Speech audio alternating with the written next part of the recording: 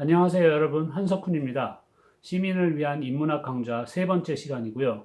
저는 특별히 교육의 역사와 철학이라는 분야를 통해서 여러분의 그 자기 이해에 도움이 되는 이야기를 제공해 보려고 지금 세 번째 시도를 하고 있습니다. 지난 시간까지는 제가 교육의 역사에서 동양과 서양의 역사를 다 살펴볼 수도 있지만 특히 우리가 속한 동양의 특히 유교 전통에서 우리가 뭔가를 배울 수 있지 않을까 하는 말씀을 드렸는데 거기에 그 세부적인 사항으로 나가지 못하고 끝맺음을 했습니다. 제가 지난번에 여러분께 드린 말씀의 요체는 우리를 알아보는 데 있어서 우리의 뿌리를 돌아볼 필요가 분명히 있거든요. 그러니까 누구라도 자기를 더 깊이 이해하고 싶으면 자신의 성장 과정을 이해해야 될 것입니다. 개인의 성장 과정이요. 그러면 나는 어느 집안에서 어떤 부모님의 슬하에서 어떤 양육을 받고 자라고 무슨 학교를 다니고 무슨 친구를 만났는지 이런 걸 살펴보는 작업을 해야 되지 않겠어요? 그걸 잘 알기 전에는 나를 잘 이해하고 나를 잘 설명할 수가 없겠죠.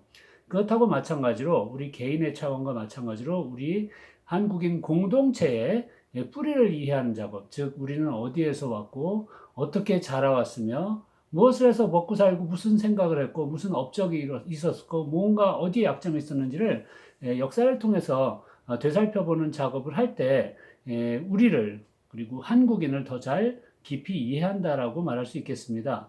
그래서 그 이해하는 작업을 하는데 지난번에 잠깐 말씀드렸습니다만 저의 결격 사유는 저는 서양 쪽 공부를 한 사람이라 서양의 철학과 사상과 문화와 역사를 이야기하는데 하는 쪽에 훈련을 받았기 때문에 동양 쪽은 취약하다는 말씀드렸는데 그럼에도 불구하고 제가 동양인 한국에서 여기서 일할 이 땅의 교사들을 훈련하는 일을 20년 넘게 해왔기 때문에 나름 늦게 동양에 대한 공부를 좀 열심히 하긴 했어요. 비록 전문성은 떨어지지만 제가 저 자신의 취약한 면을, 즉 서양 지향, 서양 편향적이었던 면을 반성하면서 공부한 여러 가지 저의 그 발자취를 여러분하고 나누는 것은 나름 의미가 있지 않을까 생각합니다. 특히 제가 지난번에 제시했었던 오리엔탈리즘이라는 그 편견 같은 것을 생각해 주신다면 우리가 지금 너무 그 서구화된 사회에서 살고 있고 그리고 언어 생활도 굉장히 영어권의 그런 어휘로 도배가 된 그런 세상에 살고 있는 우리로서는 우리 자신의 전통 문화를 있는 그대로 바라볼 수 있는 그런 그 평정심 같은 게 또 요청되는 시대가 아닐까 하는 생각을 합니다. 그래서 우리의 유교 문화권, 유교 교육의 유산 이런 것을 어떤 선입견을 가지고 보지 않고 우리 자신의 인식에 대해서 겸허한 자세를 가지면서 한번 새로운 참신한 마음으로 그런 문화 유산들을 바라볼 때 우리를 지금까지 만든 우리의 뿌리를 보다 더 잘 인식하고 그래서 우리에 대한 이해가 더 깊고 두터워지고 더 커지지 않을까 하는 그런 기대를 해봅니다. 자, 그런 정신의 연장선상에서 오늘도 저는 이러한 주장을 계속 펼치면서 이야기를 이끌어 나가겠습니다. 그러니까 제가 평생 공부한 교육의 동서고금의 여러 사상가들, 철인들은 결국은 왜 교육을 하느냐? 그게 목적이 자기 실현에 있다라는 주장을 해왔다고 저는 보고 있거든요. 그래서 그런 주장들이 뭐가 있는지 지난번에 뭐 매슬로우 이야기도 하고 했습니다만 그거 말고 유교 동양 문화권 의 그런 그 전통적인 주장들을 오늘 살펴보도록 하겠습니다. 그래서 오늘도 계속 여러분하고 그 나가는 기준은 나를 더 잘 이해하는 데 있다는 말씀이에요. 나를 이해한다. 너 자신을 알라는 그 우리 조상들의 메시지를 이어받아서 조상은 동양 서양 다 통칭해서 제가 조상이라고 말씀드리는 겁니다. 우리는 하나의 인류이니까요. 하나의 유전자를 나눠받은 인류이니까 서양의 소크라테스도 저는 조상이라고 생각합니다. 우리를 안다는 것은 가장 힘겨운 과제이고 가장 중요한 삶의 과제일 거라는 가르침을 우리 선조들이 주셨습니다. 과연 그럴지 저하고 공부하면서 계속 깊이 생각을 함께 해주시기 바랍니다. 나를 알고 나를 잘 알아야 내 안에 들어있는 것들을 끄집어내서 발동을 걸고 그것을 펼쳐서 나를 실현할 수 있을 것이거든요. 그래서 자아 실현 또는 자기 실현에 이르는 첫 번째 과제는 나를 잘 아는 데 있다라고 주장을 하겠습니다. 자, 나를 아는 그 작업에 있어서 동양의 문화 유산 중에서 유교 교육의 유산을 지난번에 잠깐 말씀드렸는데, 유교 교육의 대표적인 덕목인 효에 대해서 잠깐 말씀드렸죠. 제가 젊었을 때 효를 그 오인오해했었다는 그런 이제 토로를 했었습니다. 그런데 지난 시간에 마지막 편에서 제가 말씀드린 바대로 이 유교를 창시한 공자께서는 효에 대해서 굉장히 깊은 가르침을 남겨주셨다라고 저는 보고 있어요. 이를테면 공자가 이제 효경에 쓰신 말씀에 이런 말씀이 있습니다. 어버이를 사랑하는 자가 남을 미워하는 법은 없다. 이걸 잠깐 새겨주시면 너무도 당연한 말 같지만 깊이 곱씹을수록 새로운 맛이 납니다. 어버이를 사랑하는 자가 남을 미워하는 법은 없다. 조금 바꿔서 말하면 어버이를 사랑하지 않는 자는 남을 미워할 수 있다는 얘기죠. 미워할 수 있다 정도가 아니라 자동적으로 미워할 것 같아요. 어버이를 사랑하지 않는 자는. 그렇게 생각하십니까? 그럴까요? 자신을 낳아서 키워준 어버이조차도 사랑하지 않는 사람이 밖에 나가서 다른 누구를 어떻게 사랑할 수가 있을까요? 다른 누구를 사랑하지 않는 사람, 남들을 미워하고 증오하고 혐오하고 그뿐만 아니라 해코지까지 하는 사람들이 세상에 있죠. 소수이지만 범죄자들, 사이코패스들, 악행을 저지르는 사람들, 그런 사람들 자기 부모를 사랑했을까요? 그렇게 예상하기가 힘이 듭니다. 어렵습니다. 그들이 만약에 부모의 사랑을 받았더라면 세상에 대한 그들의 마음도 달라지지 않았을까 하는 그런 생각도 듭니다. 그러니까 한 사람이 성장해서 이 세계의 일원이 되는 데 있어서 부모의 사랑이 필수적이라는 것을 이 공자님 말씀으로부터 추론을 할 수가 있습니다. 그러니까 효가 일방적으로 자손들로 하여금 부모님을 공경하고 돌봐드려라라는 그런 명령이 아니라 효가 성립하기 위해서는 일단 부모의 사랑을 받는다라는 전제 조건이 있다라고 좀 보게 됐어요. 근데 제가 그냥 억측을 한 건가 생각했는데 그게 아니라 저희 세계적인 유학의 특히 성리학의 거장이자 하버드 대학 교수하시고 지금 베이징 대학교에서 또 큰 책임을 맡고 계신 두 웨이밍 교수 같은 분도 똑같은 말씀을 하시더라고요. 저는 이제 뒤늦게 유교 공부를 하느라 중년 이후에 여러 훌륭한 선생님들 동영상 있으면 유튜브 가서 찾아보고 그러면서 지금까지 공부를 하면서 쫓아가고 있습니다. 두 웨이밍 선생께서도 부모가 자식을 사랑하고 그래서 그 사랑을 받은 자식이 부모를 공경하고 사랑하는 이런 상호작용이 있을 때 효가 성립된다고 말씀을 하시더라고요.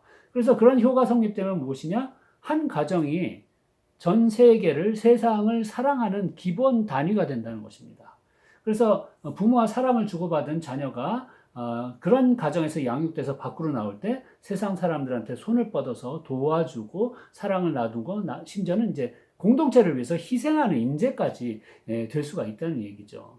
그래서 세상을 위해서 효가 필수, 첫 번째 선결 과제라는 이야기를 할 수가 있겠습니다. 어버이를 사랑하는 자, 어떤 사람이 어버이를 사랑하나? 기본적으로 어버이한테 사랑을 받은 자가 어버이를 사랑할 것입니다. 특히 어떤 시기에 사랑을 받는 게 중요하냐? 이것은 공자님께서 하신 말씀은 아니지만 현대 심층 심리학, 특히 프로이트나 칼 융 같은 사람의 정신 분석학, 분석 심리학적인 그런 그 시각을 기본으로 볼 때 갓 태어난 갓난아기들 1살, 2살, 3살 영유아기, 프로이트가 얘기하는 학문기, 구순기 이때 그 부모님한테 사랑을 받는 것은 필수적이라고 얘기할 수가 있겠습니다. 구순기는 그 입술을 구순이라고 하잖아요. 입술로 엄마 젖을 빨아먹는 시기라 해서 구순기라고 하고 한두 살 때죠. 그리고 서너 다섯 살 때는 이제 학문기라고 하는 게 기저귀 갈아찰 때가 돼가지고 학문기라고 얘기를 하죠. 온 신경이 이제 학문에 집중되어 있다는 얘기입니다. 그때가 부모하고의 관계를, 기본적인 관계를 설정하는 가장 그 필수적인 기간입니다. 이때 부모님한테 사랑을 듬뿍 받은 사람은 뭐 거의 그 삶을 신뢰한다라고 얘기할 수도 있을 것이에요. 삶에 대해서 긍정적인 자세, 마음, 낙관 이런 것을 갖게 됩니다. 그래서 그런 사람은 아이들은 자라나서 밖에 나가서 일단은 사람들을 긍정하게 되고 무조건 믿고 따르고 호구가 된다는 얘기가 아닙니다. 호객님 된다는 얘기가 아니에요. 굉장히 자신 있는 낙관과 신뢰감을 가지고 사람들을 대하기 때문에 사람들의 신뢰를 받기도 하고 그들과 긍정적인 관계를 만들어 나가면서 세상을 이제 개척해 나갈 수 있는 인재로 클 확률이 훨씬 큰 것이죠. 그 반대로 부모의 사랑을 그 필수적인 영유가 있기 때문에 받지 못한 사람은 비관적이 되기 쉽습니다. 프로이트나 이쪽 학파는 거의 결정적으로 얘기하는 사람들도 있어요. 근데 전 결정론을 좀 신중해서 좀 별로 좋아하지 않는 편이지만, 그러나 부모의 사랑을 어릴 때 덜 받은 사람은 비관적이 될 가능성이 진짜 높아요. 그런 사람은 삶을 비관할 가능성도 굉장히 높습니다. 그리고 타인들을 신뢰하기가 힘이 들어요. 굉장히 수동적이고 소극적이 되겠죠. 그런 사람이 세상에 나간다고 생각해 보십시오. 세상 살기 힘들 것입니다. 남들의 마음을 사기도 힘들고 타인들과 상호작용하기도 사랑을 나누기도 매우 힘들 것입니다. 그렇다고 그런 사람 망했다는 게 아니에요. 불행하고 불우한 영유아기를 지냈어도 자신만의 불굴의 의지로 세상을 극복해내고 위인이 되는 사람도 꽤 있어요. 그렇지만 여전히 힘들긴 할 것이에요. 그래서 어렸을 때 부모하고 사랑을 주고받는 관계를 갖는 게, 그러니까 그런 어린 시절을 보내는 게 얼마나 중요한가, 그것에 대해서는 뭐 부인할 수가 없겠습니다. 그래서 효가 중요한 것이에요. 부모하고 서로 함께 사랑을 나누는 사람은 세상을 위해서 많은 기여를 할 수 있다는 것이고, 그런 사람들이 많은 세상을 공자 같은 분은 꿈꿨겠죠. 물론 꿈꿨다고 그게 바로 이뤄지리라고 믿을 만큼 공자가 그 순진무구하고 소박한 사람은 당연히 아닙니다. 천재급에 속한 사람인데 자동적으로 이루어질 걸 믿었겠습니까? 얼마나 힘들까 공자도 충분히 예상을 했겠죠. 그러나 그 길로 가지 않을 수가 없다라는 게 공자의 판단이었다라고 저 같은 후학들은 생각합니다. 또 그 효경에 나온 또 다른 말씀, 제가 인상 깊게 읽은 말씀은, 최상은 부모님한테 무조건 복종하는 게 아니라는 것이에요. 무조건 잘해드리는 게 아니라 부모의 이름을 부끄럽지 않게 하는 것이다 라는 이야기입니다. 이게 굉장히 숭고한 이야기 같아요. 부모의 이름은 어떻게 하면 부끄럽지 않게 할 수 있을까? 만약에 부모가 악당이에요. 그러면 악당의 뜻을 좇아서 부모님 하는 대로 악행을 다 서슴없이 저질러서 부모가 웃게 만든다고 그게 효자가 아니라는 얘기예요. 그게 효녀가 아니라는 얘기예요. 왜냐하면 그것은 부모의 이름을 더럽히는 것이니까요. 이름을 누구한테 더럽히느냐? 주변 사람도 그 이름을 듣기에 그 부정적인 반응할 사람도 있겠지만, 앞으로 후대들한테 대대손손이, 그러니까 이 세상 앞에서, 이 하늘 앞에서 부끄럽게 하는 것이란 말입니다. 그게 이름을 부끄럽게 하는 것이거든요. 그러니까 이 사람들 뿐만이 아니라 하늘을 보고 우러러서 부끄럽지 않게 하기 위해서는 부모가 악행을 하지 않도록 온 힘을 다해서 노력을 해야 되겠죠. 그게 효행이라는 얘기입니다. 그러니까 효자가 무조건 복종이 아니겠죠. 참 힘든 일입니다. 그래서 저는 젊었을 때하고 달리 나이를 먹으면서 효행이란 것이, 효심이란 것이 정말 지극한 경지에 덕을 이룬 사람들이 실천할 수 있는 그러한 그 덕목이 아닌가 하는 생각을 하게 됐다는 말씀이에요. 자, 이것도 제가 뒤늦게 그 유교 공부를 하면서 이제 살펴보게 된 바를 여러분한테 이제 토로한 것이라고 생각해 주시면 되겠는데, 어쨌든 저는 이제 뒤늦게 그 저희 대학생들하고 또 대학원생들하고 유교 교육의 그 유산에 대해서 함께 토의하고 공부하면서 여러 가지들을 짚어보면서 요즘 젊은이들이 저의 젊은 시절 못지않게 유교 전통에 대해서 부정적이라는 것을 계속 확인하게 됐습니다. 요새는 그런 말들을 하더라고요. 유교걸, 유교보이 들어보셨나 모르겠어요. 그게 제가 학생들한테 들은 말인데, 유고걸인가 뭐 그런 노래가 있다라고 그래요. 그래서 유교걸이라는 노래를 우스갯소리를 만들었다는 얘기인데, 좀 뭐랄까 부정적인 그런 호칭 같아요. 엄마 아빠 말을 너무 잘 듣는 그런 아이들을 유교걸, 유교보이 뭐 이렇게 부르든가. 또 깜빡했네요. 죄송합니다만 여러분이 저보다 더 잘 아실지도 모르겠어요. 어쨌든 유교라는 수식어가 요즘 젊은 세대들한테서는 전혀 매력적이지 않은 그런 의미를 담은 그 수식어로 쓰이고 있다는 것을 이제 계속 저는 확인할 수 있었습니다. 근데 그렇다고 이제 제가 저의 젊은 학생들을 뭐 비판하고 비난하고 그런 것은 아니에요. 왜냐하면 저도 젊었을 때 똑같은 모습이었기 때문에 그들한테 호소합니다. 우리 좀 사심을 버리고 유교 전통을 한번 보자라는 호소를 계속 하지 않을 수밖에 없어요. 그래서 제가 나누는 그런 이야기들을 여러분하고 좀 나누면서 소개를 해드릴게요. 어, 이제 제 학생들하고 유교 교육 전통을 한번 이렇게 일, 어, 그, 일망타진이 아니라 이렇게 망라해가지고 많은 전통의 요소들이 있을 텐데 그것들 중에서 우리 마음에 드는 거, 마음에 안 드는 걸 다 한번 곱씹어 보자, 나눠보자 이런 그 제안을 합니다. 그러면 이건 너무 단순한 흑백론적인 OX지만 마음에 드는 것에는 이런 것들이 있고 마음에 안 드는 것에는 이런 것들이 있다라는 그런 토의 결과가 거의 언제나 나와요. 대충 이런 식으로 나온단 말입니다. 그래서 유교 교육 유산 중에서 예절이라든가 경로, 효 이런 것은 의외로 젊은 친구들도 이게 중요하다는 이야기들을 해요. 그래서 인성교육이라든지 제가 쓴 건 경물치지 등인데 이것은 성리학의 주요 사상입니다. 이건 나중에 제가 말씀드릴게요. 좀 중요한 것이라. 어쨌든 이런 것들은 꽤 괜찮은 것이라고 젊은이들도 얘기하는데 이 오른쪽에서 써놓은 건 마음에 안 든다라고 다들 얘기합니다. 위기에 복종하고 어떤 경직된 면, 너무 그 격식을 차리고 이런 것, 그리고 충 자체도 별로 안 좋아하는데 요즘 친구들 이게 독재로 흐르기 때문에 충성을 또 싫어한다는 얘기고 비실용성, 노작철시 그러니까 천시 말이 자꾸 헛나옵니다. 도덕이라든가 손쓰고 이런 것을 천시하는 것 마음에 안 든다는 얘기죠. 형식주의, 격식주의 싫어하고 특히 차별, 계층 차별, 반상의 차이 나누는 거, 양반하고 그렇지 않은 계층하고 차이를 나누는 거, 그리고 여성에 대한 성차별, 특히 이것은 유교에 대한 아주 그 결정적인 그 결격 사유로서 요즘 젊은이들 아주 싫어하는 것이죠. 그리고 전통을 너무 중시하고 복고적인 그런 사상의 분위기 이런 것도 당연히 싫어합니다. 저도 싫어해요.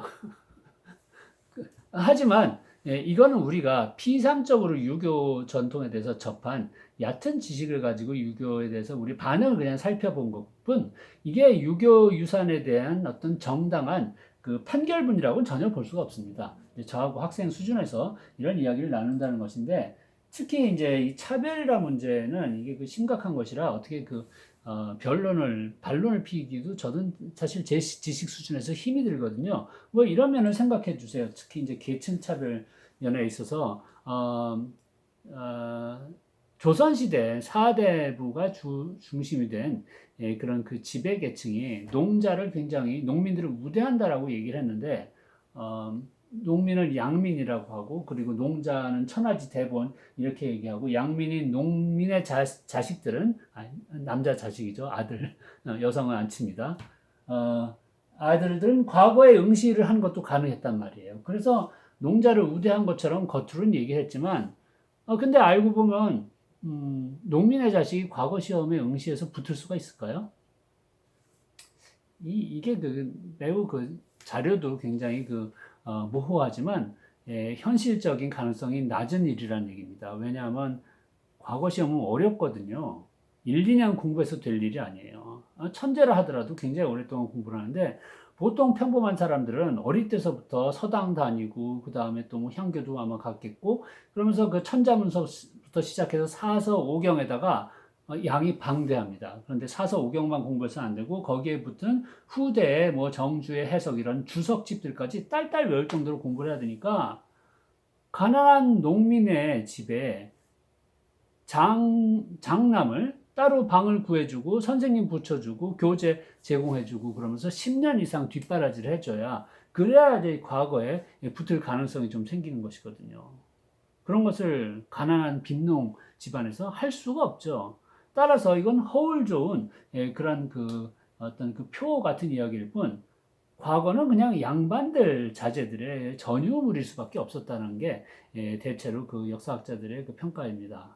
그러면 이게 겉으로만 농민들을 우대하는 것처럼 이야기하고 결국은 이제 지배 집단인 양반들만 이제 이속을 빼먹는 그런 구조이기 때문에 계층 차별면이 굉장히 유교 교육에 있어서는 특히 과거 제도에 의해서 존속되는 계층 차별은 유교 교육의 이건 위선적인 면이고 굉장히 적폐라고 얘기할 수 있을까요? 일종의 적폐 같은 면이다라고 비판을 하지 않을 수가 없다는 얘기입니다. 특히 이제 효를 중시했는데 효는 굉장히 인간적으로 우리가 숭상해야 될 덕목인 것은 분명하지만 개인적인 효, 그러니까 너희 집안의 부모님을 공경해라는 그런 훌륭한 덕목을 결국은 연장시켜서 군주한테도 충성해라. 충까지도 연결한다는 얘기예요. 그래서 효라는 개인적인 덕성의 이런 그 가치를 국가 통치의 이념으로, 이데올로기로 사용하기까지 했다라는 비판을 또 받고 있습니다. 자, 그래서 이 계층 차별면이라는 거, 효를 이데올로기로 사용했다는 거, 이것 때문에 유교가 비판을 지금까지 많이 받고 있다는 이야기를 제가 여기서 드리는 것이에요. 여기에 대해서 변명하기가 쉽지 않다는 그런 말씀입니다. 이게 저의 고충입니다. 이런 것을 비판하는 젊은이들한테 그래도 유교 공부를 하자라는 이야기를 해야 되는 저의 어려움이 있다는 얘기인데, 그것에 대해서 제가 어려움을 어떻게 그 대응하는지 조금 이따 보여드릴게요. 또 더 문제는 이거예요. 아까 말씀드린 것처럼, 제 이 시민 인문학 수업을 이제 청강하시는 분들이 이제 거의 전적으로 여성분들인데, 여성에게 특히 유교가 인기가 없죠. 성차별 문제 때문에 당연히 그러합니다. 그 유교의 유산으로 우리가 알고 있는 제사 같은 것들이 얼마나 여성들한테 그 고충을 많이 안겨주고 있는지, 그리고 그 제사하고 관련된 것이 이제 장자 상속제고, 그리고 그 북의 혈통 위주의 그 가문의 제도인데, 이 안에서 얼마나 많은 여성들이 차별을 받았고, 그 신음했고, 그리고 그 안에서 시어머니 며느리 관계가 그 서로 그 앙숙 관계가 된 것도 사실은 북의 혈통 위주라는 그런 가치관을 존중하면서 살아왔어야만 됐던 수백 년의 세월 때문에 그런 관계가 만들어졌다라고도 볼 수 있거든요. 그래서 여성이 너무 피해를 본 그런 제도가 유교 문화권 안에서 만들어졌기 때문에 유교가 여성들한테 당연히 인기가 있을 수가 없습니다. 특히 제가 여기 써놓은 것처럼 조선시대 이전인 고려시대보다도 여성의 지위가 더 하락했다는 게 일반적인 역사가들의 관찰이거든요.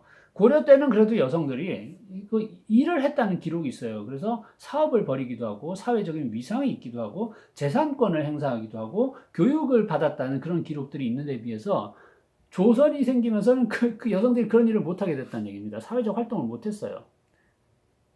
재산권 없어요. 장자상속제가 됐으니까 남편이 죽으면 재산권은 아들이 행사하게 되는 것이에요. 그래서 어머니는 아들의 밑으로 들어가게 된다는 얘기입니다. 그러니까 여성이 길을 펼 도리가 없어요. 교육권도 없어요. 서당은 남자애들만 다니는 것이에요. 여성은 수준 낮은 내훈서, 한글로 쓴 그런 잡문들, 그런 것이나 읽으면서 지적 호기심을 달랬다는 얘기입니다. 양반집 교수들도 마찬가지라는 얘기예요. 그러니까 여성들 중에서 사서삼경 배우고 이렇게 그 수준 높은 교육을 받은 사람들은 극히 드물었다는 얘기입니다. 교육권도 그러하고, 그리고 뭐 사회적인 뭐 발언을 할 수도 없고, 정치 참여권 없고, 그러다 보니까 조선시대 여성의 인권은 인권뿐만이 아니라 기본권이 굉장히 하락했다라고 많은 사람들이 보고 있어요. 우리가 조선 500년을 생각하면서 떠올릴 수 있는 위대하지 않더라도 유명한 여성이 몇 명이나 되겠습니까? 이런 것에 대해서 유명한 여성을 챙겨보자 그러면 첫 번째 신사임당 나와요. 그 정도는 우리나라 사람이라면 알겠죠. 왜냐면 가장 고위권의 모델로도 이제 등극을 하셨으니까 그 정도 모르는 사람이 어디 있겠습니까? 그런데 그 다음에선 그 다음 두 번째 후보서부터도 시간이 걸려요. 뭐 대체로 허난설원 등장하고요. 그 다음부터 또 힘들어져요. 만덕이라는 그 상인인 이런 분에 대해서 알고 있는 젊은이들은 굉장히 드물고, 그러니까 서너 명 넘어가면 유명한 여성을 거론하기가 힘들 정도입니다. 이게 말해주는 바가 무엇이냐? 조선 500년 동안 문명의 전면에서 여성들은 퇴출돼 있었다는 얘기예요. 그냥 집 뒤에서 살림하고 눈물 삼키면서 뒷바라지 이 남자들이 지배한 사상을 그냥 이렇게 받들어주는 그런 일만 했다는 얘기죠. 자, 그래서 조선의 유교가 변명을 하기가 참 힘든 그런 지경입니다.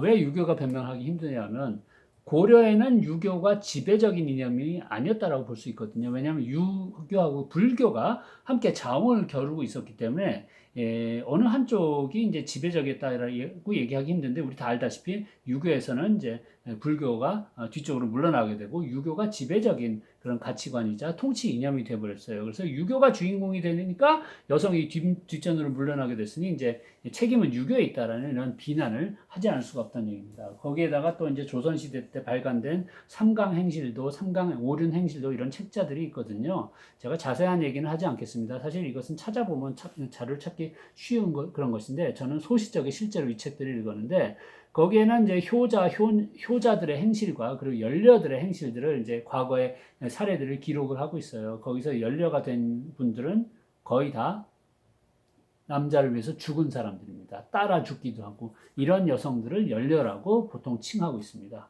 그러니까 이제 연려가 되기 위해서는 죽어야 된다라는 이런 이야기가 성립되는 지경이니 참 여성들에게는 굉장히 모질었던 것이 유교 전통이 아닌가라는 이야기를 하지 않을 수가 없어요.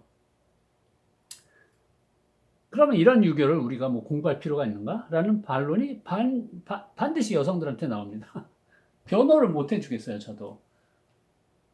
그럼에도 불구하고 제가 이것에 대해서 좀 이런저런 이야기들을 여러분한테 제공하면서 유교를 조금 변호를 하면서 유교 안에 보물을 어떻게 찾아낼 방도가 있지 않을까 하는 이야기를 나누겠습니다. 이거 다 인정하면서 그럼에도 불구하고 유교를 변호하는 이야기로 들어가겠다는 얘기예요.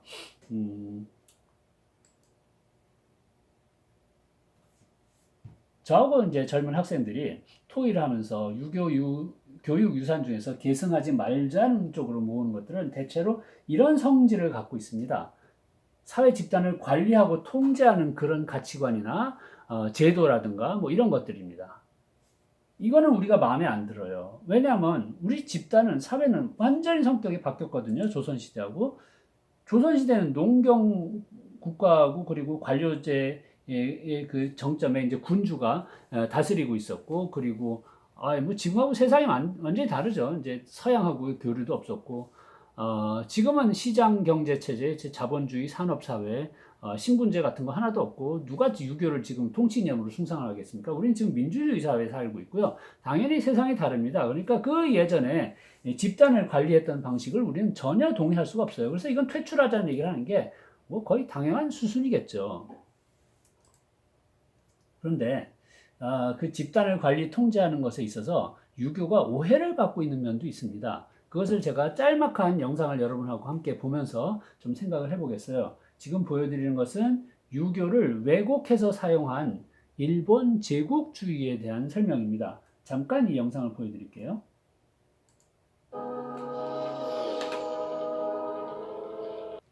제가 볼륨을 조금 더 높여볼게요. 제 생각보다 크게 안 나오네.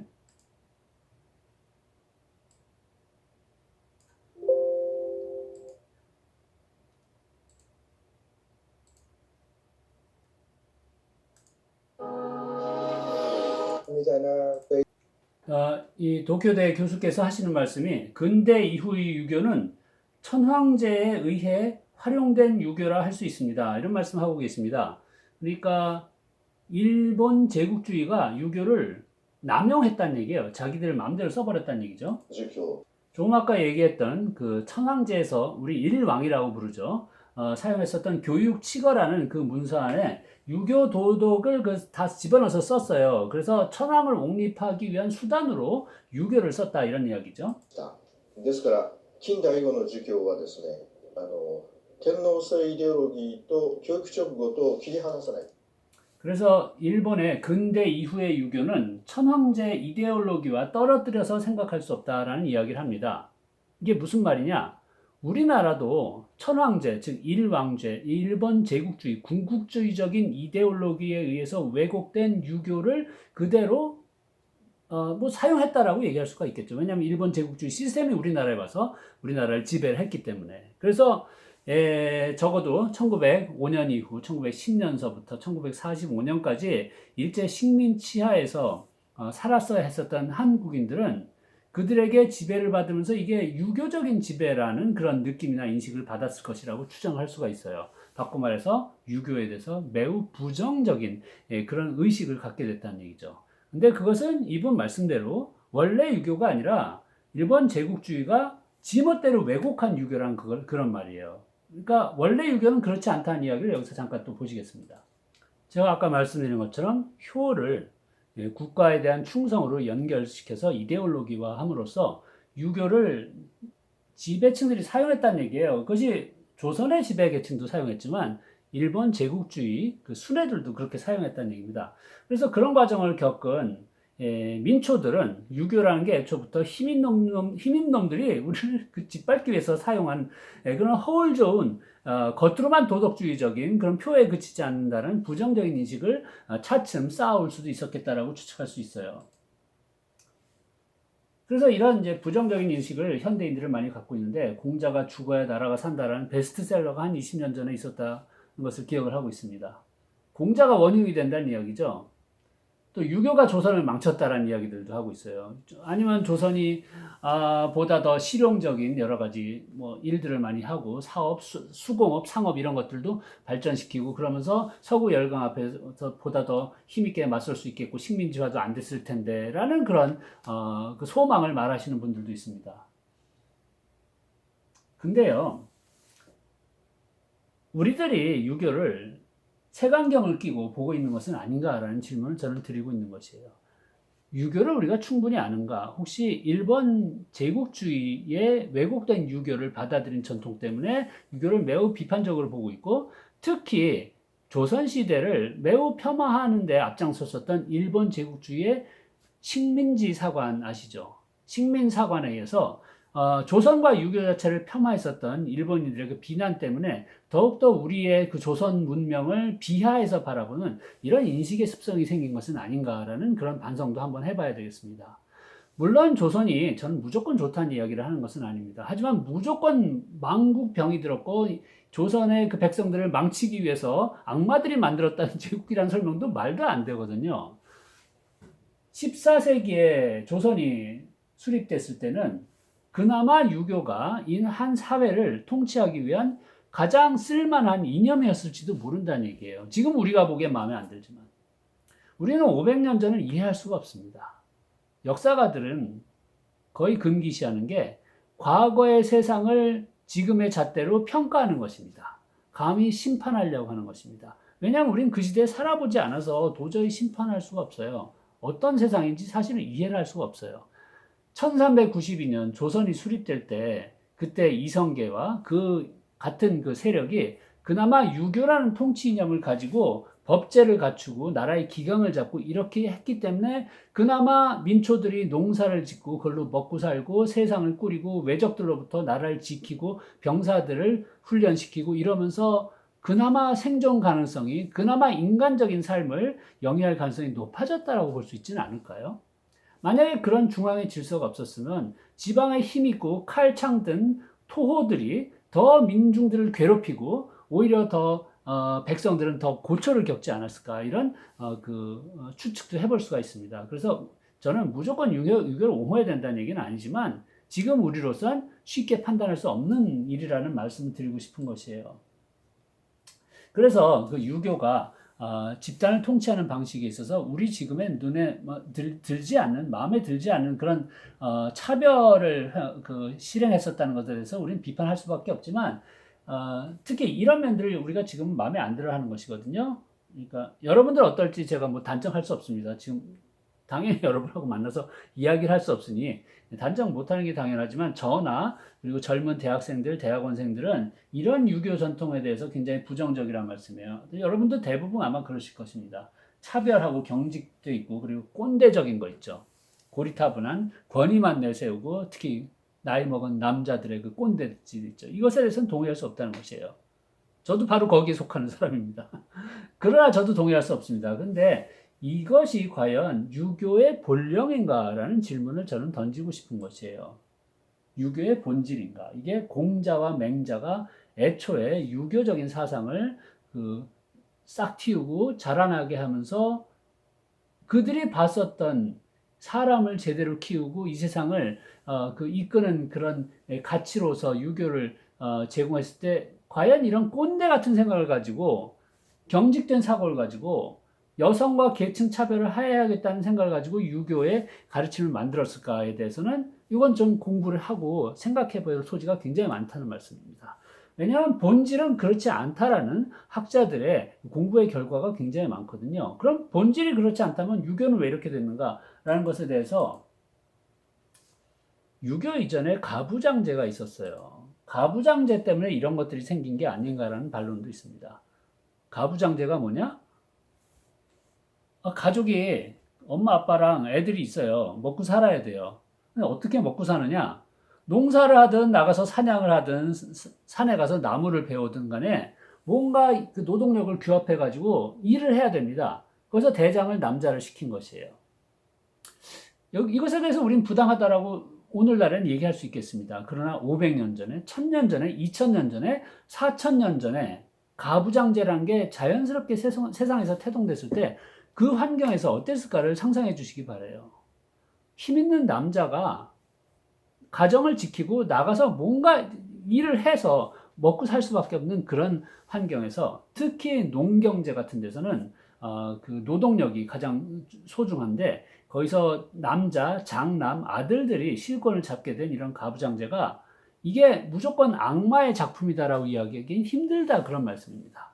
살아남기 위해서 이런 일을 했다는 것이에요. 수렵 채집 경제에서도 마찬가지였겠고요. 그리고 목축업, 그러니까 유목민들의 생활에서도 마찬가지입니다. 그래서 우리 교회 다니시는 분은 많지만 이제 구약 성경 이야기 보면 거기도 강력한 가부장제에 의해서 먹고 살고 생존하고 그 사회 질서를 만들어 왔다는 것을 알 수가 있거든요. 그래서 가부장제가 애초에 유교가 우리나라에 퍼지기 이전서부터 존재해 왔다고 추정을 할 수가 있거든요. 그 가부장제가 있는 사회에 유교가 더 씌워졌어요. 그래서 둘이서 합작을 했어요.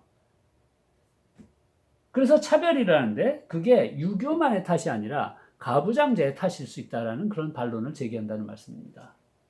워낙에 남자만을 존중했었던 불공평한 사회였다는 것이에요. 여자는 뒷전을 물러나서 집안일만 하고 남자를 도와주는 일을 했다는 그런 얘기입니다. 또 조선이라는 시대 자체가 농경 관료제였고 신분제가 있어서 군주의 명령을 아래 신하들이 따라서 해야 되고 그리고 반상의 차이가 있고 농자들은 농사일만 지어야 되고 사대부가 세상을 통치하는 일을 맡았던 그런 차별적인 사회입니다. 노예들도 있었고요. 그래서 여기서 신분적인 어떤 불평등한 일이 있었던 것을 이게 유교 탓이라고만 볼 수 없다는 또 반론을 제기한다는 말씀이고, 그리고 방금 보셨던 것처럼 일본의 제국주의의 식민사관이라든가 천황제가 유교를 마구 왜곡했었던 것, 이런 것도 또 유교의 꼰대됨, 경직성, 차별성을 더 강화했다라고 볼 수 있겠고, 그리고 지난번에 말씀드린 것처럼 우리 안에 오리엔탈리즘, 그러니까 우리의 동양적인 문화라든가 전통을 더 서양에 비해서 낮게 취급한 이런 색안경도 유교를 꼰대처럼 보는 것에 비하한 면이 있지 않은가 하는 그런 말씀을 드리는 것이에요. 여기에 덧붙여서 유교라는 것은 유교 전통, 유교 교육 유산은 인류의 거대한 문화 유산입니다. 이것을 가지고 엄청나게 많은 사람들이 2500년에 가까운 세월 동안 세상을 다스리고 가문을 만들고 거기서 예의 범절을 규정하고 사람이 사는 방식, 어떻게 서로 관계를 맺고 상행위를 하고 도덕적인 가치를 만들고 이런 것에 2000수백 년 동안 영향을 받았단 말씀이에요. 거대한 문화유산입니다. 우리가 이것을 얼마나 잘 알고 있느냐? 유교 교육, 유교 사상만 해도 그래요. 공자, 맹자만 있는 것이 아니고 그 이후로 수많은 그 사상의 그 사조의 파벌들이 생기고 지금까지 발전해 왔고, 그 중에 일부를 우리나라에서 조선시대는 성리학 그쪽 지류만을 받아들여서 유교의 가장 적통인 것처럼 숭상을 해왔으나 그렇지 않은 사상적인 전통의 발전도 2000년 동안 굉장히 풍부하게 이루어졌는데 우리가 그것을 잘 알지 못하는 시대에 살고 있다는 말씀입니다. 그래서 우리가 알고 있는 유교의 피상적인 면면 때문에 유교는 무조건 차별적이다라고 결론 짓기가 힘들다는 말씀을 드리고 싶은 것이에요. 그리고 아까 말씀드린 것처럼 과거를 이해하는 작업이 지극히 어렵다는 말씀을 드립니다. 그 시대에 살아보지 않았기 때문에 평가하기가 힘들다는 말씀이에요. 이런 이야기 아시죠? 기원전 1000몇백 년 전에 중동 지방의 함무라비 법전이라고 최고 가장 오래된 법전이 만들어진 거 아시죠? 그 함무라비 법전의 유명한 법률 조항이 눈에는 눈, 이에는 이, 뭐 이런 게 있단 말입니다. 우리 현대인들은 그런 법률 조항을 보고 잔인하고 비인간적이고 야만적이다라고 비난할지 몰라도 수천 년 전에 중동 사막 지역에서 그런 법률이 있었다는 것은 굉장히 인권과 생명을 존중하는 어떤 인식의 진일보였다라고 역사학자들은 평가하고 있는 것이에요. 왜냐하면 옛날에는 누가 내 눈을 뽑았으면 가서 그 눈만 뽑는 일을 하는 게 아니라 상대방을 죽여버린다는 얘기입니다. 누가 내 이빨을 뽑았으면 그 상대방을 죽여버리고 가족까지 몰살할 수도 있다는 얘기예요. 근데 그렇게 하지 못하게 한 것이에요. 눈을 뽑혔으면 너도 가서 눈만 산뜻하게 뽑고 끝내라는 얘기입니다. 그게 공정하다는 얘기예요. 이빨이 뽑혔으면 너도 이빨 하나만 뽑고 끝내라는 얘기입니다. 눈에는 눈, 이에는 이가 잔인무도한 원수, 복수, 이것을 그러니까 지지하는 그런 법률이 아니라 공평한 안갚음 수준에서 끝내라는 매우 합리적이고 그 인명 존중적인 그런 법률이었다고 볼 수 있거든요. 우리는 그러니까 그 시대에 살아보지 않았기 때문에 이것을 실감할 수 없고 이해하기 힘들다는 얘기입니다. 조선시대에 왜 유교를 썼어야만 했는가도 우리가 이해하기 매우 힘들다는 이야기죠. 그래서 과거 시대 이해하기 힘들고 문화의 관성의 강력함이라고 제가 써놓은 것은 그 유교가 아무리 싫든 좋든 그게 우리한테 영향력 미치는 것을 우리의 힘으로 어떻게 할 수가 없다는 이야기를 드리고 싶어요. 물론 우리 지금의 새로운 문화적인 동력을 일으켜서 제사의 어떤 고리타분한 면면들이 싫다. 예를 들어서 홍동, 백서 등등 하는 것은 사실은 정통 유학자들도 전혀 지지하지 않는 그런 전통이라고들 얘기하거든요. 그래서 그런 것에 대해서는 우리가 반기를 들고 새로운 개량하는 방식으로 제사를 한다든가 이런 쇄신을 일으킬 수는 있겠어요. 그러나 그 제사가 함의하는 여러 가지 가치관과 이런 예의 범절 문화를 우리가 다 일률적으로 잘라버리기는 매우 힘들다는 얘기입니다. 그게 불가능하다는 얘기는 아니고 또 나쁘다는 얘기도 아니에요. 저는 힘들다는 얘기예요.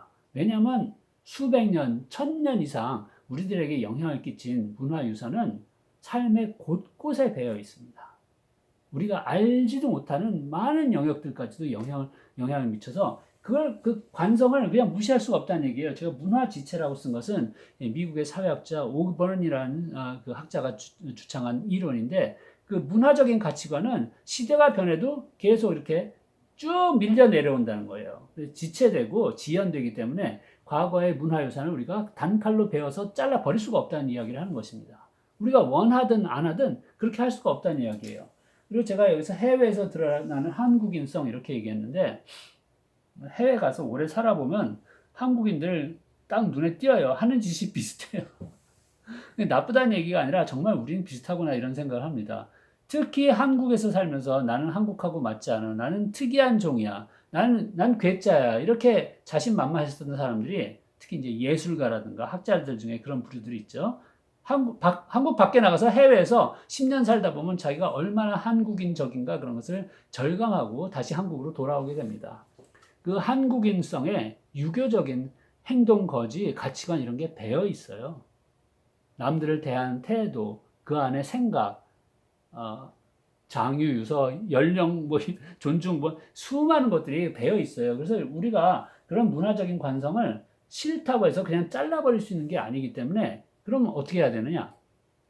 그게 나한테 영향을 줬다는 것을 받아들이면서 이해를 해야 된다는 겁니다. 저는 이걸 유교를 옹호하는 게 아니라 우리의 영향 끼친 것을 인정하지 않을 수 없다는 이야기를 드리는 것입니다. 그래서 제가 유치한 이런 제가 그린 그림 가지고 좀 말씀드리자면 지금 우리의 한국을 또는 한국 문화를 한국 사회를 이루고 있는 것을 이런 나무로 상징적으로 표현해 보자면 그 끝 제일 위에다 제가 별을 그려놓은 것은 이건 한국 문화라든가 사회가 굉장히 아름다운 어떤 결정체를 이뤘을 것을 이제 상징해서 별로서 그려놨습니다. 그러면 그런 한국 문화나 문명을 이루는 데 있어서 수많은 전통들이 작용을 했을 것이에요. 그것이 우리의 뿌리라고 볼 수가 있겠죠. 나무가 자라나듯이. 그래서 제가 그 밑에다 유불도라고 써놨어요. 우리들 문화 전통이 자라나는데 크게 영향을 끼친 외래 사상들입니다.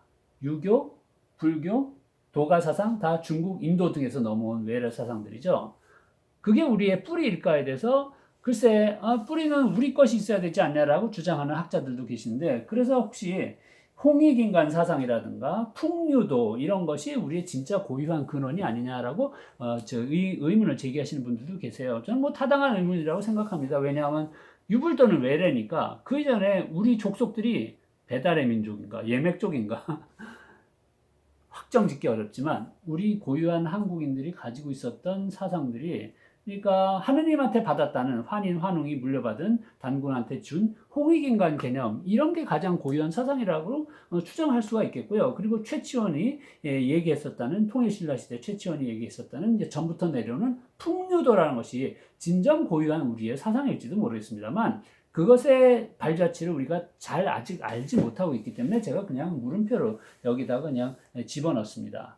잘 알지 못했지만 그게 어떻게든 우리한테 영향을 끼치고 있을지 몰라요. 그러니까 그 동이족이 옛날서부터 음주 가무 좋아하고 활쏘기 좋아하고 뭐 이랬다는 그런 이야기들이 내려오는 것 그것이 어쩌면 가장 고유한 한국인 됨이 아닐까라는 그런 추측도 할 수 있다는 얘기입니다. 그러나 그럼에도 불구하고 그 이후에 역사시대에 유불도가 우리한테 특히 유교가 영향을 끼친 것을 거부할 수가 없고 그것이 옛날서부터 지금에 이르기까지 이렇게 많은 미세한 줄기들을 만들면서 우리들을 형성했다라고 볼 수가 있어요. 그럼 이것을 단칼에 잘라버릴 수가 있느냐? 그것은 불가능할 뿐만이 아니라 바람직하지 않다라고도 생각합니다. 왜냐하면 이미 우리를 만들고 있기 때문이에요. 제가 이런 예를 학생들한테 드는데 제가 아는 젊은이 중에서 아버지를 굉장히 싫어하는 젊은이가 있었어요. 뭐 그런 가정들 뭐 그렇게 드물지 않습니다. 아버지가 돌아가실 때가 돼서 갑자기 중병에 걸려서 오늘 내일 하시는데도 찾아가 보지 않는다고 그랬어요. 그래서 이제 제가 전해준 말이 너 자신을 위해서 찾아가서 임종을 지켜라라는 말을 전해달라고 그랬어요. 왜냐하면 아버지가 아무리 싫고 아버지가 나한테 아무리 악행을 저지르고 나쁜 영향을 끼쳤어도 그 아버지가 나의 일부임을 인정하지 않을 수가 없다는 이야기입니다. 분명히 물려받은 게 있어요. 부모 자식 간에는. 유전적으로나 심리적으로나 가정 문화적으로나 태도, 행동, 의식, 가치관에 있어서 물려받은 게 있어서 그게 나를 이룹니다. 그러면 아버지를 무조건 미워하면 그래서 아버지의 죽음도 보지 않으면 아버지 죽고 나서 나중에 10년, 20년 흘러서 자기 자신을 미워할 수 있어요. 왜냐하면 내 안에서 아버지를 발견하거든요. 그래서 너 자신을 위해서 임종을 지키고 아버지를 잘 보내드려라라는 그런 충고를 전해달라고 그랬습니다. 마치 이것처럼 우리가 특히 여성 입장에서 아무리 유교가 성차별적이고 밉다 하더라도 그게 우리를 만들고 있는 측면을 보지 않을 수가 없어요. 그럼 유교를 증오만 하면 나도 싫어하게 될 가능성이 있습니다. 저는 그게 매우 비생산적이고 파괴적이라고 보는 것이에요. 그래서 유교가 나를 아무리 마음에 안 드는 면이 있더라도 나를 만든 그 부분들을 봐야 됩니다. 보고 싫으면 이건 내 마음에 안 드는 것들이야. 유교는 안 되겠어라고 그때 이제 잘라내야지. 유교 전체를 보지 않겠어 하는 것은 나를 만든 이러한 줄기들을 보지 않는 것이고 이것은 나의 이해로부터 멀어지는 것입니다. 이것은 자기 이해가 아닙니다. 자기 몰 이해입니다. 자기 무시입니다. 그럼 자기 실현이 어려워질 가능성이 큽니다. 그래서 저는 유교를 마음에 안 들어도 보자는 이야기를 하는 것입니다. 예, 이 말씀들을 좀 정리하자면 유교교육 계승의 문제에 대한 제 생각은 일단 전제가 인류의 위대한 알은 하루아침에 생기지 않는다. 저는 공자가 인간에 대해서 알아낸 게 위대한 면이 있다라고 생각하는 것이에요. 효 등등 포함해서요. 근데 이게 하루아침에 생긴 어떤 천재가 하늘에서 계시받아서 갑자기 만든 게 아니라 수백, 수천, 수만 년 이상의 인류의 지금까지 행보의 어떤 귀결로서 그런 알미 이루어졌다라고 생각하는 것이에요. 이거는 제가 이제 시간을 들여서 말씀드리고 싶은 바가 많은데 일단 정리해서 말씀드리자면 역사란 우리의 뿌리를 찾아 유기적 연속성 위의 현재를 이해하는 것. 조금 아까 제가 보여드린 나무 그림이 그렇습니다. 나무라는 것은 기계적인 축적이 아니에요. 조선시대에 이런 거 저런 걸 쌓아서 그 다음에 현대에 또 이런 거 저런 걸 쌓으니까 지금의 우리가 됐다가 아니라 유기적이라는 것은 생물체 같다는 것이에요. 그러니까 자라나면서 줄기가 생기고 새 가지가 뻗어나고 세포가 거기서 번져나가고 그러면서 이게 얽히고 설켜서 지금의 우리를 만든다는 얘기가 유기적이라는 얘기입니다. 이 유기적인 것을 잘라버릴 수가 없어요. 지금의 나를 이루고 있기 때문에. 그래서 그 연속성을 봐야 된다는 얘기고, 이를테면 공자가 깨친 이제 중요한 그 사상 중에 서, 이것은 용서한다는 서자인데요. 그 서의 가르침은 이것은 이해하면 예수가 깨친 가르침하고 거의 비슷합니다. 별로 다르지가 않아요. 이것은 우리가 인간을 대하는 황금률, 골든 룰 이런 걸로 이제 현대에는 바꿔서 얘기하거든요. 너가 대접받고 싶은 대로 남을 대하라라는 얘기입니다. 이건 이제 기독교도들도 잘 이해하시는 그런 그 관점이죠. 너가 대접받고 싶은 대로 남을 대하고, 이제 유교에서는 약간 관점이 이제 약간 표현이 달라서 너가 대접받기 싫은 방식으로 남을 대하지 말라라는 약간 수동적인 표현을 쓰고 있는데, 아까 제가 말씀드린 베이징대의 뚜웨이밍 교수는 이 두 가지 사상이 일치하고 있는 면을 얘기해요. 다만 동양 쪽계, 유교 쪽계 조금 더 수동적이긴 한데, 수동적인 유교 것이 더 위대하다는 주장을 뚜 교수께서는 하십니다만, 그건 좀 생략하겠습니다. 어쨌든 이제 예수나 공자가 깨친 가르침이 이제 기본적으로 같다는 얘기예요. 사람을 이렇게 대하라는 얘기입니다. 기본 정신은 개인의 존엄이에요. 그러면 개인을 존엄하게 여기라는 이 알미라는 얘기입니다. 위대한 알미 언제 생겼을까? 공자하고 예수한테 하늘이 그냥 계시를 주신 면도 있을지 모르겠어요. 천재들이시니까. 그러나 그런 천재가 그런 알을 획득하기 전까지 숱한 정말 아득한 인류의 역사가 있었다라고 저는 말씀을 드리고 싶어요. 제가 여기에 유교의 인의예지의 인간의 본성을 성선적으로 본 그런 개념들을 말씀드렸는데, 그러니까 인간이 원래 선하다고 본 그런 알미 어디서 나타났냐? 이게 정말 그 신비로운 일입니다. 왜냐하면 공자가 그때 자신의 가르침을 세우고 있었던 시절, 그리고 예수가 광야에서 방황이 아니라 방랑도 아니고 광야를 돌아다니시다가 또 자신의 깨달음을 수립하던 그런 시절은 험악한 시절이었단 말입니다. 인명 존중, 개인 존엄 이런 거 절대 없었던 시절이라는 얘기예요.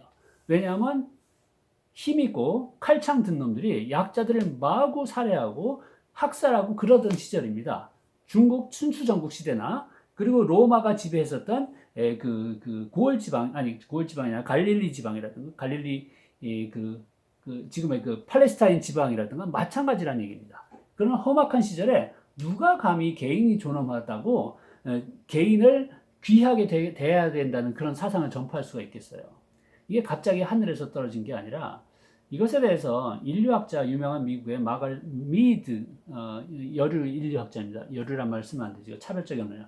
여성 인류학자인데 그 미드 박사께서 그 주장하신 걸 잠깐 나누자면, 인류가 짐승들하고 달리 인간 사회와 문명 사회를 만들게 된 가장 중요한 유적이 무엇이냐 하면 부러졌다가 다시 붙은 허벅지뼈라는 얘기예요.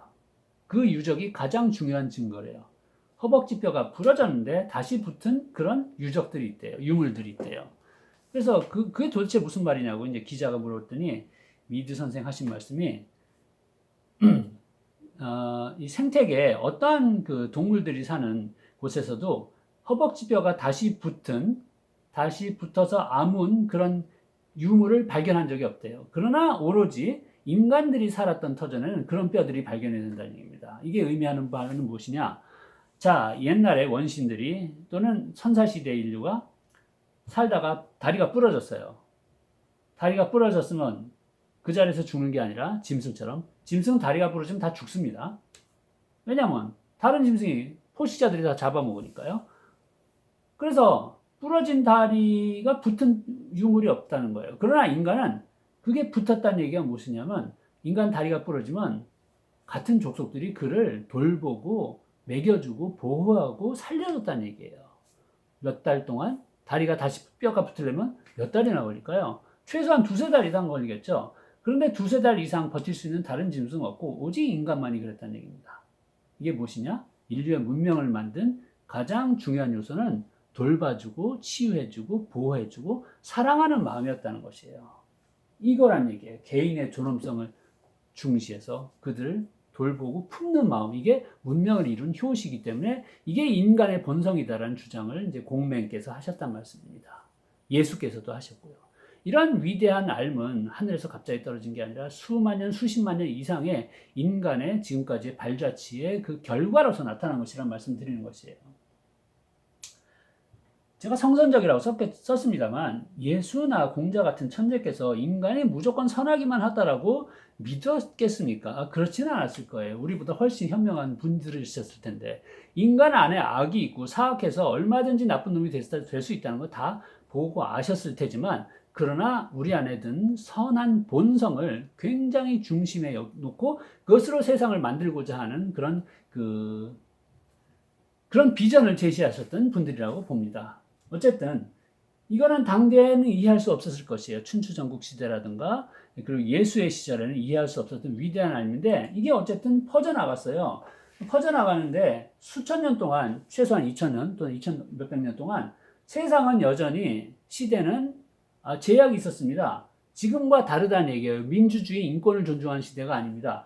폭정, 신분제 있었고 노예제도 있었고 인종차별 당연하고 여성차별, 아동학대, 장애인차별 당연히 이런 것들이 횡행하던 시절이 2000년 이상 흘렀다는 얘기입니다. 그래서 공자나 예수의 위대한 알미 이 2000년 동안 왜곡될 수밖에 없었다는 말씀을 드리는 것이에요. 그대로 우리가 간직할 수 없었다는 얘기죠. 그럼에도 불구하고 2000년 넘는 사회적 수용 과정을 통해서 본래 본질이 보존되지 않았겠냐 하는 말씀 드리는 것입니다. 만약에 우리가 지금 민주주의와 인권과 생명 존중을 부르짖고 있다면 이게 20세기 들어서 갑자기 나타나는 게 아니라 예수, 공자 그 이전서부터 우리의 선조들이 귀히 여겨서 겨우겨우 물려준 것을 지금까지 우리가 간직하고 있다가 지금에서야 그 본질을 조금씩 꽃을 피우고 있는 게 아닌가라는 말씀을 드리는 것이에요. 그러니까 지금 21세기에 우리의 인류의 문명이 얼마나 그 위대한 그 중요한 시점에 와 있는가 하는 추측도 상상도 해볼 수가 있겠습니다. 자, 제가 드리는 말씀 그래서 무엇이냐? 지금 다 유교 유산에 대해서 변호를 하고자 이런 장황한 말씀을 드렸어요. 이게 문화유산이라는 것을 그냥 끊을 수가 없고 우리가 받아들인 것인데 받아들이게 된 것은 예전서부터 내려온 귀한 알미라는 것이 그 안에 내세되어 있지 않느냐라는 말씀 드린 것입니다.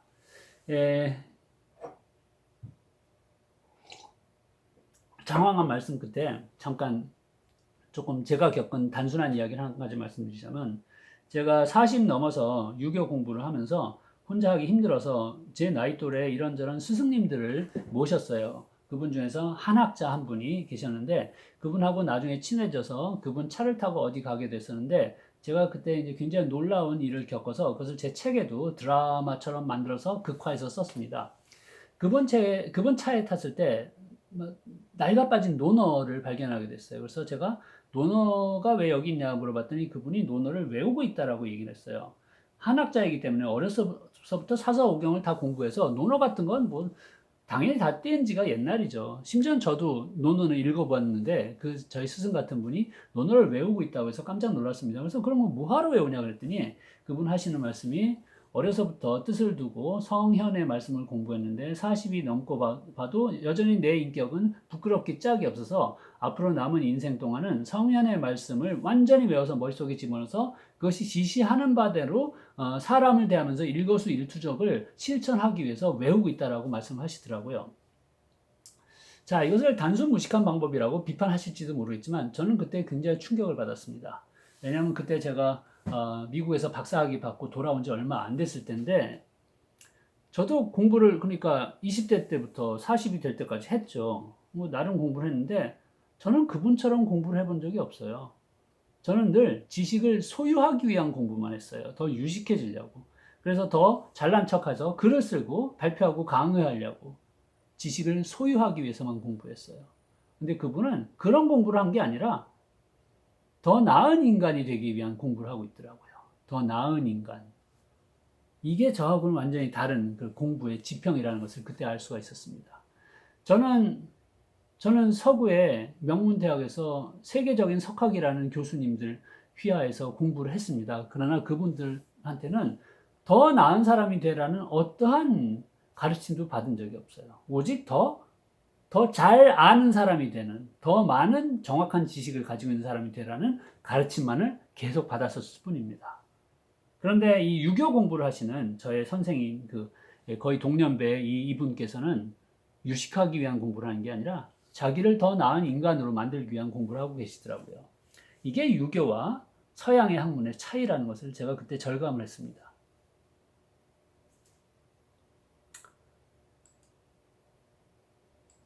여기서 제가 아까 보여드렸던 유교 유산에 대해서 이렇게 이분법적으로 좀 단순하게 나눈 것 중에 이쪽 것은 마음에 든다라는 이야기를 하는 사람들이 많다는 말씀드렸죠.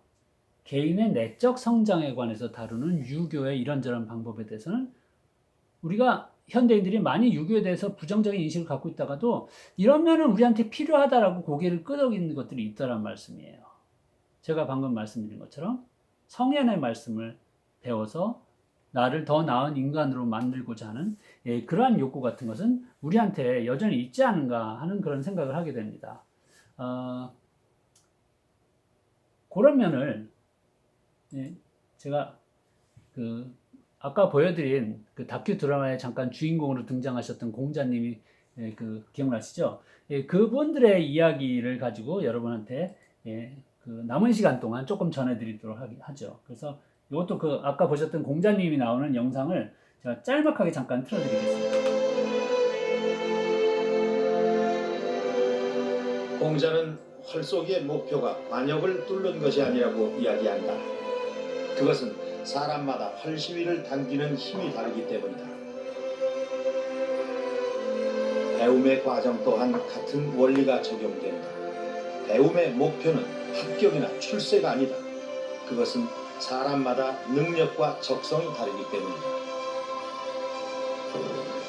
자신에게 맞는 배움을 즐기는 것, 그것은 누구도 따라갈 수 없는 높은 경지의 공부이다.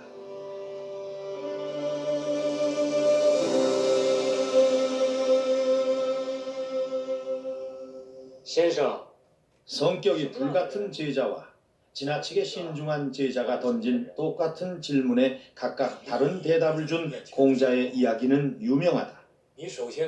성격이 급한 제자에게는 옳은 것을 배웠어도 바로 행하지 말고 부모 형제에게 한 번 더 물어보라는 답을 준 반면, 신중한 제자에게는 옳은 것을 배우면 들은 대로 바로 행하라는 답을 준 것이다.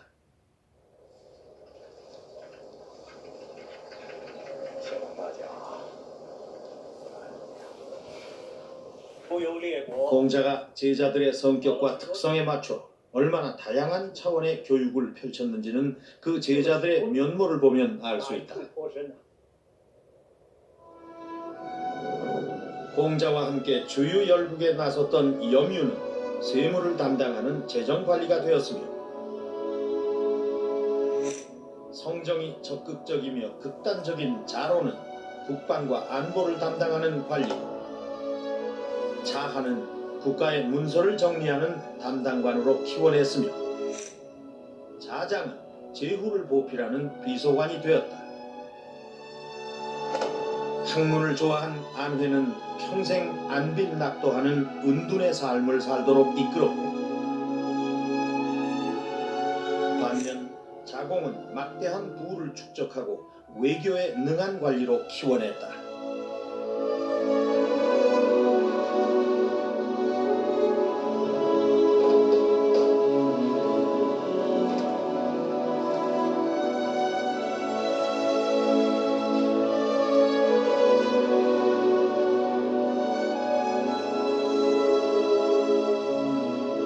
그러나 무엇보다 공자가 애쓴 것은 세상을 위해 자신의 지혜를 사용할 줄 아는 도야된 인격체로 제자들을 이끄는 일이었다. Now, what is it that the person is supposed to learn? The person is supposed to learn not about science, not about technology, at least in the tradition of the Analects. 자, 지금 이 미국 교수께서 하시는 말씀은 논어에서 공자께서 가르쳐 주려고 하는 것은 더 많은 지식을 쌓으려는 게 아니라 뭐 과학이라든지 사회과학이라든지 이게 아니라 어떻게 하면 더 나은 사람으로 만들 수 있는가, 이 공부를 그 중시하고 그 제자들을 그렇게 이끌었다는 이야기를 하고 있습니다. 영상 그만큼만 보시고 지금 영상에서 보신 공자가 제자들을 키웠다는 극화한 그 이야기를 정리해서 좀 보시자면, 이 공자님이 이렇게 다양한 제자들을 다 다른 길로 이끌었어요. 여기에서 저는 이런 말씀 드리고 싶습니다. 우리 그 일제 식민지 사관에 의해서 왜곡된 유교에 대한 개념을 갖고 있는 사람들은, 유교가 마치 일본의 군국주의처럼 사람들은 천편일률적으로 그냥 키우려는 그런 경향을 갖고 있다라고 오인하고 오해를 합니다. 똑같은 사람으로 만들려고 한다는 거죠. 무조건 맹종하고 충성하는 그런 그 노예 같은 사람을 만들려는 얘기인데, 이건 공자의 가르침의 본질하고 전혀 맞지 않는다는 이야기를 여기서 하고 있는 것입니다. 공자는 어떻게 사람을 키우려고 했느냐?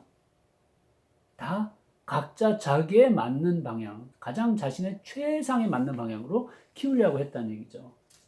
아내는 학문하고, 영유는 세무로 가고, 자로는 국방으로 가고 등등 자신의 길로 다 가게 키웠다는 얘기입니다. 자, 이것을 통해서 제가 드리고 싶은 말씀, 논어의 자로편에 나온 말씀인데, 군자는 훌륭한 사람이죠, 군자. 화이부동하고 소이는 동의불화한다라고 얘기하는데, 화는 조화롭다는 화자죠. 그러니까 군자는 남들하고 사이가 좋다는 얘기예요. 이는 그냥 접속사고, 부동은 아시다시피 같지 않다는 얘기입니다. 자, 이것을 주목해 주십시오. 군자는 남들하고 사이가 좋지만, 조화롭지만 부동하다는 얘기예요. 남들과 같지 않은 사람이라는 얘기예요. 안회와 자로와 자공이 남들과 같지 않고 자기만의 길을 간 것처럼, 군자로 자라는 사람은 자기의 길을 가야 된다는 얘기입니다. 근데 그것에 비해서 소인은 무엇이냐? 같다는 얘기예요. 소인은 남들하고 같아요. 그런데 거기다가 불화, 게다가 사이조차 나쁘다는 얘기입니다. 남들하고 똑같이 살려고 노력하는데, 남들 다 치장하는 명품백 들고 다니는데 서로들 각축을 벌이고 경쟁하면서 사이가 나쁘다는 얘기예요. 청소년들 겨울만 되면 모두가 다 똑같은 등골 브레이커 입으려고 수백만 원을 쓴다고 하는데, 그런데 자기들끼리 모여가지고 SNS로 불화를 일으키고 학교 폭력 일으키고 뭐 왕따 시키고 그런다는 얘기입니다. 이게 소인이 하는 일이에요. 그러나 군자는 남들하고 같지 않은 자기의 길을 가지만 남들하고도 또 사이가 좋은 그런 인물이 된다는 얘기입니다. 자, 여기서 공자가 지향했던 이상적인 인간상은 자기의 길을 가는 사람입니다. 바꿔 말할까요? 아까 제자들의 그 면면을 돌아보면, 현대어로 바꾸면 자기의 개성을 살리는 사람입니다. 개성을 살리는 사람은 제가 좋아하는 용어로 바꾸면 자기 실현하는 사람입니다. 자아 실현하는 사람입니다. 이것하고 비슷한 이야기, 이건 제가 연구한 게 아닙니다. 저희 스승들이 다 가르쳐 주신 거예요. 성리학자, 한학자들이 가르쳐 주신 거예요. 논어에 또 나오는 공자의 말씀. 고지학자는 옛날의 학자라는 얘기고, 유교에서 옛날의 학자라 그러면 성인 군자들을 말하는 겁니다. 그러니까 훌륭한 학자들은 위기, 자기를 키우는 공부를 했다는 얘기입니다. 그래서 자기를 키운다는 것은 자기다운 자기로서 키운다는 얘기입니다. 자기를 더 훌륭한 인간으로 만들기 위한 공부를 했는데, 금지학자, 이건 오늘의 학자라는 것으로 좀 깔본 이야기입니다. 요즘 것들은 위인, 그래서 이는 타인들을 얘기합니다. 남들 눈에 드는 공부를 한다, 이런 얘기예요. 그래서 공자가 역시 주장하는 것은 위기, 자기를 키우는 공부, 위기지학이라는 얘기입니다. 남들 눈에 들기 위해서 공부하는 게 아니라 부동, 남들과 같지 않은 자기만의 개성을 키우는 공부를 하는 것, 즉 자기 실현 공부를 하는 것이 공자가 주창했던 인재 양성의 그 핵심이 되는 그 방향성이라는 말씀을 지금 드리는 것입니다. 그래서 제가 우리나라의 유교 교육 사상도 핵심에는 자기 실현이 자리 잡고 있다는 주장을 하는 것이에요. 그럼에도 불구하고 그런 자기 실현 주장을 가지고 있었던 사상이 아무리 가부장제가 만연했었던 조선시대라고 하나, 왜 그 소외계층 여성들에게는 그렇게 가혹했는가라는 그런 비판을 할 때, 거기에 대해서는 제가 아까 말씀드린 다양한 역사적인 유구한 인류사의 정황들을 생각해서 판단하셔야 되지 않을까라는 말씀드립니다. 그렇다고 모든 것이 다 용서받을 수 있다는 것은 당연히 아닙니다만, 그러나 어쩔 수 없이 다시 한번 말씀드리는데, 우리는 유교의 영향을 잘라버릴 수는 없다라는 생각을 저는 하고 있거든요. 그래서 실컨 조건 내 안에 만약에 유교의 그 유산이 남아있다면 그걸 들여다보고, 그것 중에서 마음에 드는 건 안 드는 것에 대해서 나름 판단해서 취할 건 취하고 뺄 건 빼고 하는 그런 내가 주체가 되는, 주인이 되는, 이것을 철학적 자세라고 부르겠습니다. 내 삶의 주인이 되는 그런 행보가 필요하지 않을까라는 말씀을 드리고 싶어요. 거기에 도움을 주는 유교의 우리의 그 인격을 보다 더 수준을 높이고 심화한다라고 해야 될까? 더 나은 나를 만들 수 있는, 자기 실현에 이르는 것을 도와줄 수 있는 핵심 사상을 제가 오늘 시간에 대해서 말씀 못 드리게 됐네요. 그것은 다음 주로 넘기기로 하고, 다음 주엔 그것과 더불어 그러면 무대를 또 서양으로 넘겨서 서양의 지평에서는 우리가 어떠한 자기 실현을 기리는 그런 교육 사상들을 볼 수 있을지 이야기하도록 하겠습니다. 그런 예고까지만 말씀드리고 오늘 시간을 많이 써서 여기서 멈추겠습니다. 자, 유교 안에도 우리의 각각의 개성을 키우는 자기 실현의 가르침이 담겨 있다는 말씀을 오늘 드렸습니다. 다음 주에 만나겠습니다.